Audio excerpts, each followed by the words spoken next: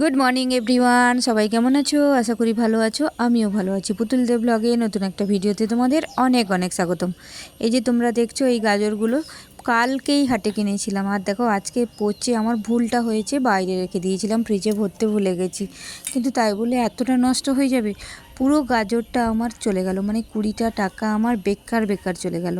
তো যাই হোক, কিছু করার নেই। আর এখন যা সবজির দাম কি বলবো তোমাদেরকে।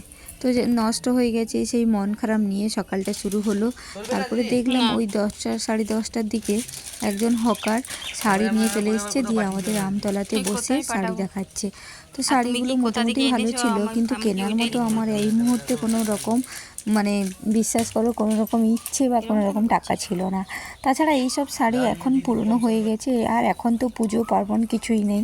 তো শাড়িগুলো বেকার বেকার শুধু শুধু কিনে তারপরে চলে এলাম ব্রেকফাস্টে না আজকে একটু ভাত করেছি, ভাত আলু সেদ্ধ, যেটা ভাতের সাথে আলু সেদ্ধ না হলে চলে না, মানে ব্রেকফাস্টের দিকে।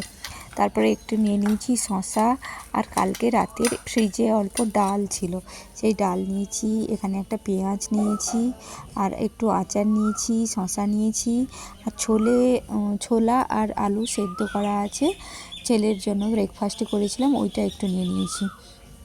তো ভাবলাম যে আজকে জমিয়ে ব্রেকফাস্টটা করে নিই, লাঞ্চে করব না করব সেটা, মানে এখন যেহেতু ভারী হয়ে গেলে, মানে একটু খাওয়া বেশি হয়ে গেলে আর খিদে টিদে পায় না, মানে লাঞ্চটা করব না করব সেটা পরে দেখা যাবে। তারপরে এখানে আমি অনেকটা আদা কিনে নিয়েছি, পেস্ট করে রাখি, ওই জন্য বসে বসে কেটে নিয়েছি। এগুলো পেস্ট করে ফ্রিজে রেখে দেবো, যাতে মোটামুটি 1 সপ্তাহ আমাকে আর আদার চিন্তা করতে না হয়।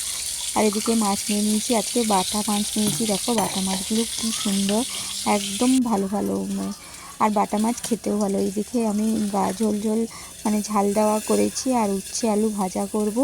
আর শুধু তো আমার জন্য করলে হবে না, ছেলের জন্যও করতে হবে, কারণ আমার ছেলে তেতোটা খেতে পছন্দ করে না, ওর জন্য করেছি চাকা চাকা গোল গোল আলু ভাজা। এই ছিল আজকের আমার ভিডিও, কেমন লাগিয়ে জন্য টাটা।